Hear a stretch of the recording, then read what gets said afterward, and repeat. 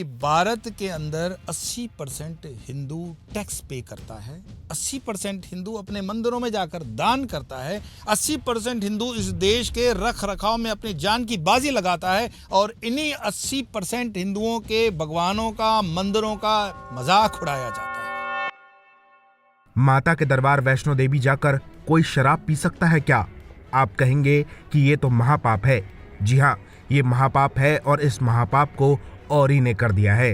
वैष्णो देवी जाकर औरी ने वो कांड किया है जिसकी उम्मीद शायद कोई सपने में भी नहीं कर सकता। अगर ये औरी जैसे जीव, आप सोचो, चार धाम में जाएं, केदारनाथ, बद्रीनाथ, तो कौन से हिंदू चार हैं इस देश में? चार हिंदुओं की बात कर रहा हूं जो इसका जवाब पूछे उनसे जाकर के, कि कोई उनको जाकर के थोड़ा सा गांधी मार्ग पर चल करके भी गौमूत्र से अभिषेक करवा सके। चार हिंदू लड़के हमारे पास में हैं। नमस्कार, नमो नारायण। धर्म की जय हो, अधर्म का नाश हो, सब प्राणियों में सद्भावना हो, सबका कल्याण हो, सनातन की ये प्रार्थना हिंदू तो समझता है। लेकिन हिंदू के अंदर भी कुछ परजीवी हिंदू हैं, क्योंकि एक हिंदू है जो पैदाशी हिंदू है, बस भगवान ने एक्सीडेंटल उसको हिंदू पैदा कर दिया, ये है एक्सीडेंटल हिंदू। एक हिंदू है प्रैक्टिसिंग हिंदू, जो हिंदू धर्म की प्रैक्टिस करता है, टीका लगाता है, हनुमान चालीसा पढ़ता है, दुर्गा चालीसा पढ़ता है। और एक हिंदू है जो बस नाम के पीछे, सरनेम से आप हिंदू समझ सकते हो, वैसे ना तो वो तो प्रैक्टिसिंग में है, ना एक्सीडेंटल खुद को मानता है, बस खा पी रहा है और चार कंधों पे एक दिन चला जाएगा। ये हिंदू की व्याख्या उसकी होती है। लेकिन प्रैक्टिसिंग हिंदू मतलब जो हिंदू धर्म का प्रैक्टिस कर रहे हैं, मंदिरों में जा रहे हैं, मंदिरों में दान दे रहे हैं, मंदिरों में भगवानों की पूजा कर रहे हैं, अपनी भावनाओं के अनुसार जो यथाशक्ति है वो कंट्रीब्यूट कर रहे हैं, उनका मजाक उड़ाने के लिए कुछ ये परजीवी हिंदू जो एक्सीडेंटल रात के अंधेरे में बस पैदा हो जाते हैं जानवरों की तरह, वो उस हिंदू धर्म को कलंकित कर रहे हैं। नाम तो उनका हिंदू ही है। ऐसा ही एक कांड हुआ बॉलीवुड या बी टाउन से जुड़ा हुआ एक व्यक्ति का बच्चा वैष्णो देवी के अंदर उस परिसर में, मुझे बताया गया काटरा का मैरियट रिसोर्ट करके कोई 5 स्टार जैसा होटल है। उस होटल में वो बिकता ऐसा नहीं है, लेकिन उस होटल के कमरे में उस बंदे ने शराब और मांस का सेवन कर वीडियो भी बनाया और उस वीडियो को अपलोड भी कर दिया। पहले तो वही क्लिप देख लो। माता के दरबार वैष्णो देवी जाकर कोई शराब पी सकता है क्या? आप कहेंगे कि ये तो महापाप है। जी हाँ, ये महापाप है और इस महापाप को औरी ने कर दिया है। वैष्णो देवी जाकर औरी ने वो कांड किया है जिसकी उम्मीद शायद कोई सपने में भी नहीं कर सकता। 2 दिन पहले औरी अपने दोस्तों के साथ मां वैष्णो देवी के दरबार पहुंचा था। यहाँ वो मंदिर में दर्शन करने भी गया। वो अपने 7 दोस्तों को लेकर गया। यहाँ वो Katra Marriott resort and spa में ठहरा था। यहाँ उसने अपने दोस्तों के साथ शराब पी। आपने देखा कि ये औरी नाम का जो भी जीव है, औरी नाम मुझे नहीं पता इसका मतलब क्या होता है, लेकिन गूगल पे सर्च करने से टीम बताती है कि इसका नाम है ओरहान अवत रमाणी। और ओरहान अवत रमाणी के पिता का नाम है सूरज कुंदन लाल अवत रमाणी और माता जी का उनके नाम है शहनाज अवत रमाणी और उनके भाई का नाम है कबीर अवत रमाणी। मैं इसीलिए कुछ सरनेम आपको खोल के बता रहा हूं कि सोचो, कभी कभी शेरों के खाल को दिखाने के लिए कि हम शेर हैं, लोमड़ियां भी शेर की खाल उखाड़ देती हैं, ऐसे पहन के आ जाती हैं।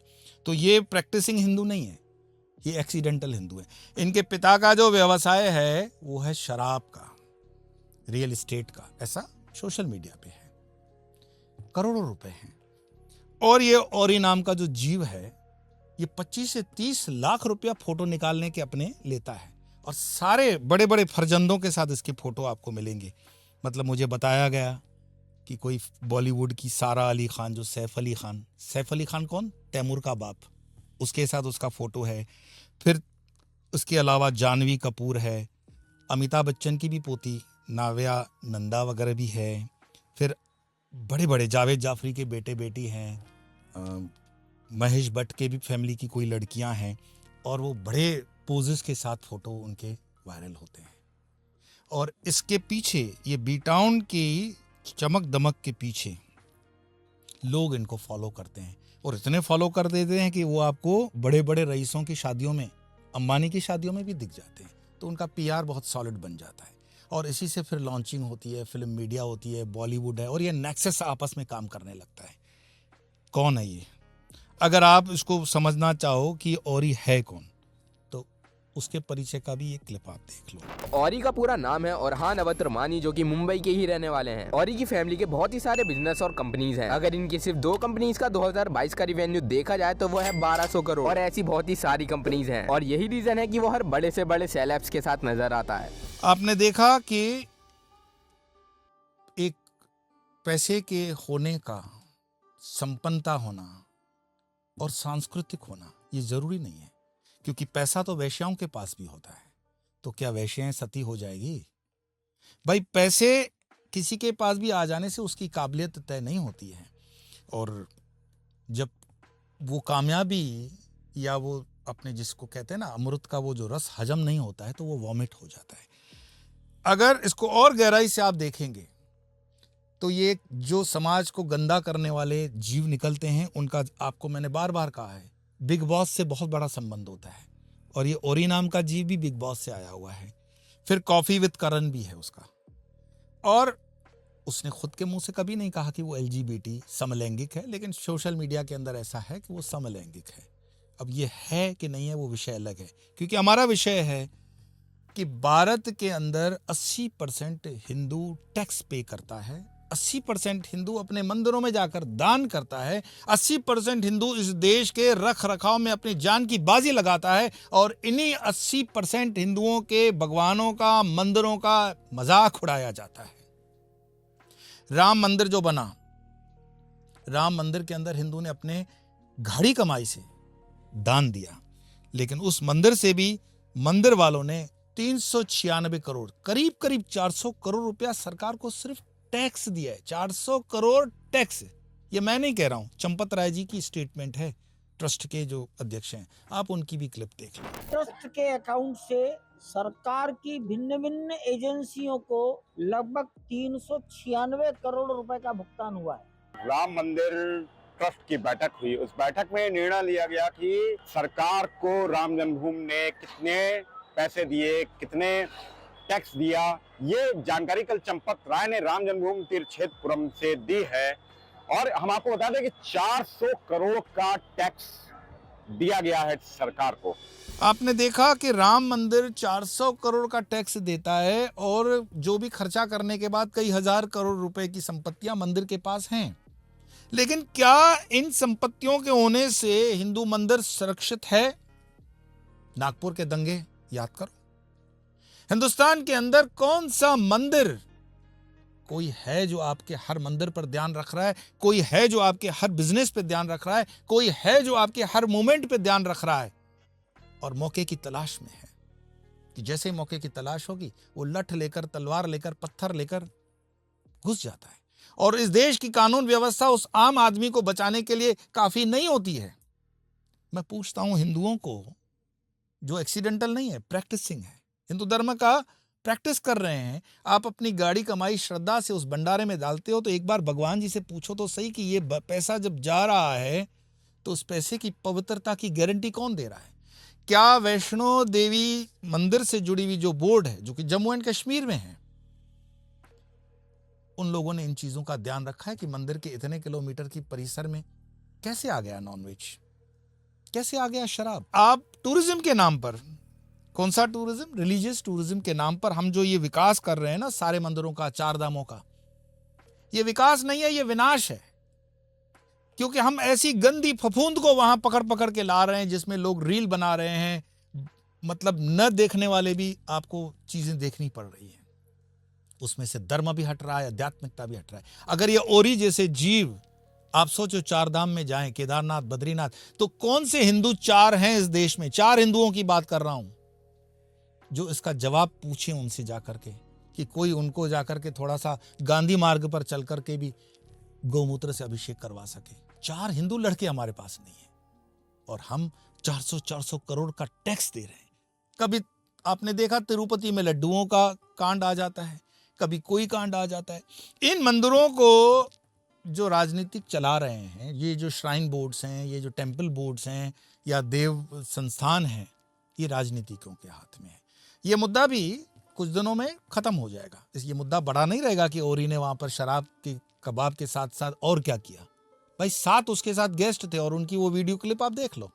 सिर्फ शराब और कबाब पे बात नहीं रुकी होगी, शबाब पे भी गई होगी, लेकिन वहां पर वो कैमरा नहीं गया।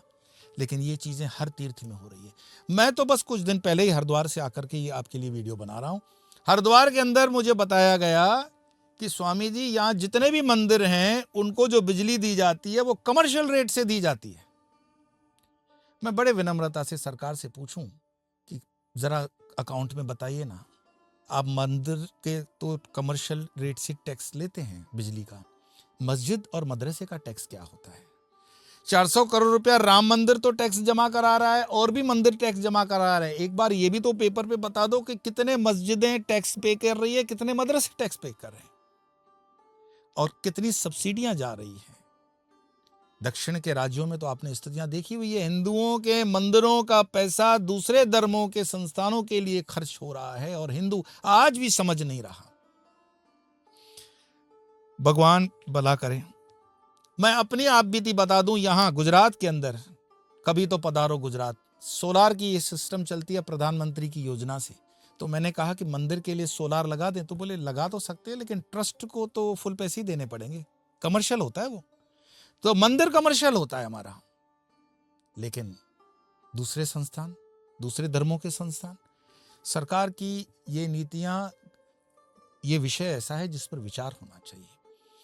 प्लस मैं मानता हूं कि ये जो ओरी जैसे जीव पैदा होते हैं, ये इसीलिए पैदा हो रहे हैं क्योंकि हिंदू निर्माल्य होता जा रहा है। हिंदू का कोई रिएक्शन नहीं है, चाहे वो नागपुर का भी इंसिडेंट हो या और भी कोई इंसिडेंट हो, हिंदू निर्माल्य है पूरी तरह से।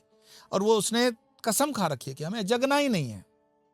बस बातें कथाओं के अंदर बस हम उसी पर रह जाते हैं कि प्याज खाएं, लहसुन खाएं, क्या न खाएं, कौन सी कथा होगी, कौन सी नहीं होगी। नाच ठुमके भागवत की कथाओं में चल रहे हैं। न राष्ट्रवाद की चिंता है, न संस्कृति की चिंता है, न संस्कृति के साथ सनातन की चिंता है। और मैं जब बात करता हूं तो कई संत मुझसे, मतलब कमर्शियल संत मुझसे नाराज हैं कि आप हमारी दुकानों पे प्रहार कर रहे हो। प्रहार तो होगा, प्रहार इसलिए होगा क्योंकि हिंदू जनता बहुत बोली बाली जनता है। उसको लगता है कि भंडारे के अंदर 1 रुपये से लेकर के 1 लाख रुपया जब हम डालते हैं तो हमारे पाप कम हो जाते हैं। नहीं भाई, तुम किसी गाय काटने वाले को पानी पिलाते हो तो वो पाप तुम्हारे पास पुण्य बन के नहीं आएगा कि तुमने प्यासे को पानी पिलाया। नहीं, वो आगे जाके गाय काटने वाला है, इसलिए वो पाप तुम्हारे पास आएगा। मंदिरों में दान देने से पहले, किसी संस्थान में दान देने से पहले विचारो कि ये पैसे का कर क्या रहे हैं, इसका उपयोग क्या है, सदुपयोग क्या है, इसकी सुरक्षा क्या है, और इस पैसे का हिंदू समाज के लिए कोई उपयोग है क्या? कोई गुरुकुल खुल रहा है क्या? कोई अस्पताल खुल रही है क्या? कोई वेद अध्ययन हो रहा है क्या? किस में ये पैसा जा रहा है? अपने शो ऑफ और अपनी पीआर को बढ़ाने में अगर वो आपका ही पैसा लग जा रहा है तो सतर्कता आपको देखनी है। बाकी मैं तो हमेशा कहूंगा, धर्मो रक्षति रक्षितः। अगर आप धर्म के साथ चलते हो, धर्म की शरण में रहते हो तो धर्म बचाएगा। लेकिन कौन सा धर्म? गीता को पढ़ो, अपने शास्त्रों को पढ़ो और शास्त्रों के साथ साथ अध्ययन करो कि हमारी जो परंपरा है, हमारा जो वेद है, हमारा जो अद्वैत ज्ञान है, वो क्या हमें सिखाता है। हम जो ये बट चुके हैं, बटोगे तो कटोगे वाली बात, मैं बारंबार उसको कहता हूं, उसकी वजह से आज धर्म बहुत ही निम्न स्तर पर जा रहा है। धर्म वहीं का वहीं खड़ा है, लेकिन इसको प्रैक्टिस करने वाले उस पर बिल्कुल प्रश्न चिन्ह खड़ा हो रहा है। नवरात्रि बहुत नज़दीक है और नवरात्रि का अनुष्ठान हम तो भाई अपने आश्रम में लेकर के करेंगे। उन अनुष्ठान के दिनों में कोई मंत्र दीक्षा नहीं होती है और मुलाकात नहीं होती है, इसीलिए क्षमा करेंगे।